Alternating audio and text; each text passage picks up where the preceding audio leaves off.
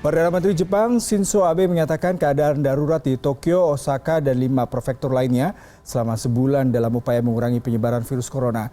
Pengumuman status darurat ini mengikuti peningkatan kasus baru di Tokyo, termasuk kenaikan lebih dari 100 kasus baru per hari selama 1 pekan terakhir. Kebijakan yang diambil pemerintah Jepang meliputi melakukan lockdown di beberapa sektor formal. Dengan kondisi darurat nasional ini, para gubernur di wilayah yang ditetapkan dapat meminta warganya untuk tetap di rumah dan menutup tempat usaha. Pemerintah Jepang juga tidak akan memberikan hukuman bagi para pelanggar, melainkan lebih mengandalkan kesadaran masyarakat dan menghormati otoritas. Sejauh ini korban positif terjangkit COVID-19 di Jepang sudah lebih dari 4.000 kasus dengan 97 angka kematian.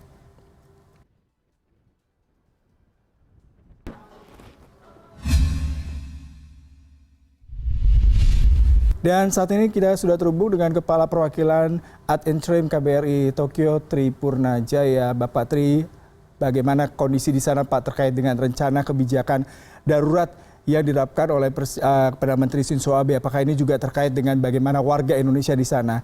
Silakan dengan laporan Anda Pak, informasi Anda Pak. Terima kasih banyak Mas Yuda dan para pemirsa CNN Indonesia.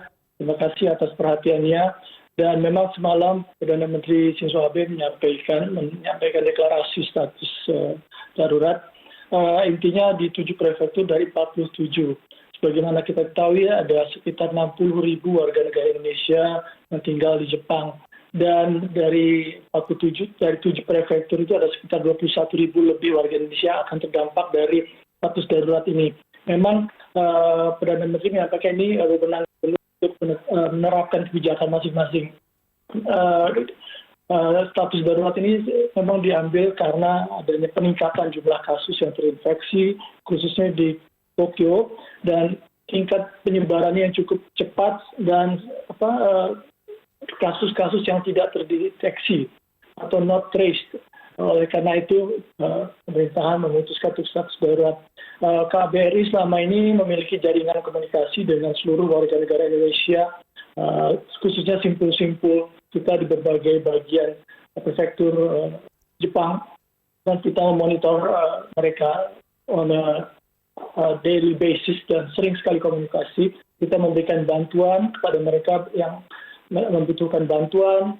Baru-baru ini kita memberikan bantuan masker untuk beberapa mahasiswa yang membutuhkan, karena memang stok masker ini juga sudah sangat langka, termasuk disinfektan dan sebagainya. Dan kita juga menyediakan mungkin vitamin bagi masyarakat yang membutuhkan.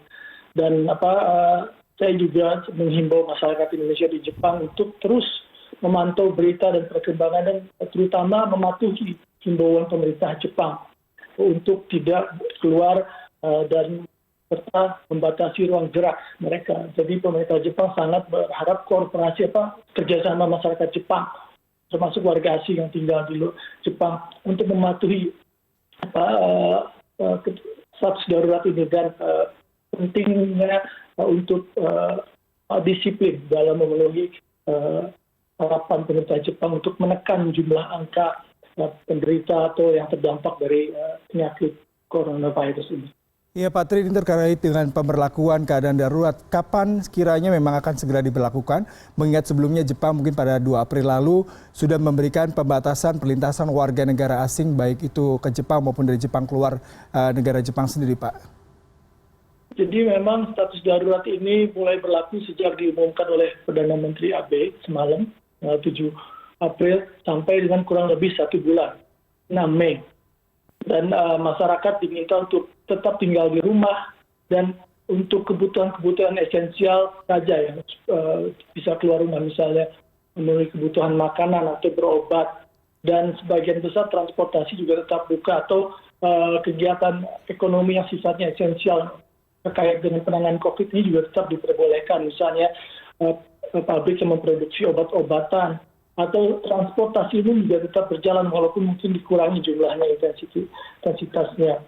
Dan perusahaan listrik, gas, telepon, dan financial institution juga tetap terbuka.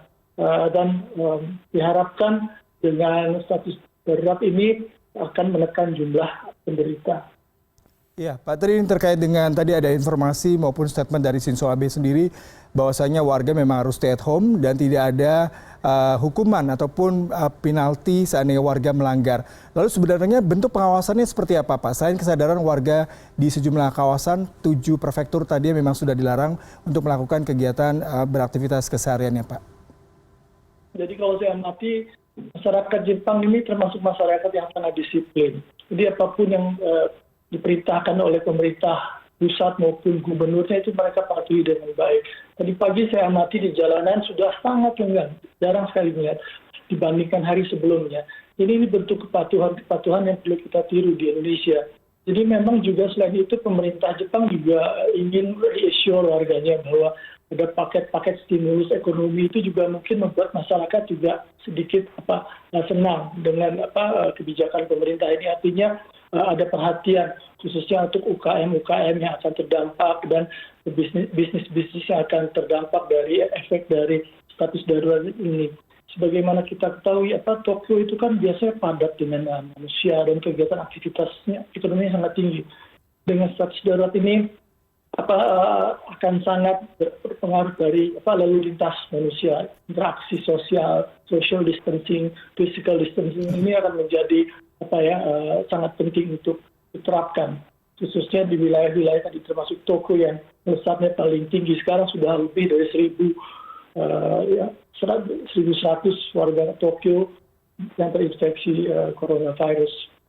Iya, Pak Tri, ini terkait dengan kultur warga Jepang sendiri yang memang sangat patuh pada kebijakan negara. Seperti Anda tadi katakan, tanpa harus ada santan, tanpa harus ada penalti, warga sudah sangat patuh. Lalu bagaimana dengan warga negara Indonesia nih, Pak, yang tinggal di sana? Bagaimana bentuk mereka kepatuhan juga? Apakah mereka secara langsung kesadaran seperti itu? Ataukah pihak KBRI sendiri, KJRI sudah memberikan juga sebuah himbauan dan juga masukan? Kemudian bagaimana penanganan, Pak, terhadap warga di sana? Karena Bapak tadi katakan kebutuhan sanitasi seperti hand sanitizer, desinfektan, masker juga terkendala, Pak. Betul, terima kasih atas pertanyaannya juga. Jadi memang Ibu Menteri Luar Negeri juga selalu menghimbau KBRI untuk menangani secara baik-baik masyarakat kita yang ada di luar negeri. Dan sejak bulan Februari lalu sampai sekarang pemerintah Jepang itu cukup membantu pemerintah kita dalam penanganan misalnya waktu itu kasus Diamond Princess kru dalam kapal pesiar tersebut, mulai dari proses evakuasi sampai dengan yang sakit-sakit pun dirawat oleh pemerintah Jepang, otoritas Jepang, dan kita sangat apresiasi itu. Saya yakin warga negara Indonesia di Jepang ini akan patuh karena mereka sudah terbiasa dengan kultur. Mudah-mudahan saya harapkan itu. KBRI juga selalu sering sekali menyampaikan himbauan-himbauan, saran-saran untuk patuh dengan aturan kebijakan yang dibuat oleh pemerintah Jepang. Karena saya sampaikan juga bahwa ini sangat berpengaruh terhadap citra warga Indonesia. Dan ini saya juga terus mendorong supaya masyarakat Indonesia tetap tenang, KBRI bersama kalian, dan kita selalu maintain communication dengan mereka melalui media sosial, website, informasi up to date yang kita rilis on almost every day, dan kita komunikasi terus juga dengan masyarakat lewat media sosial itu.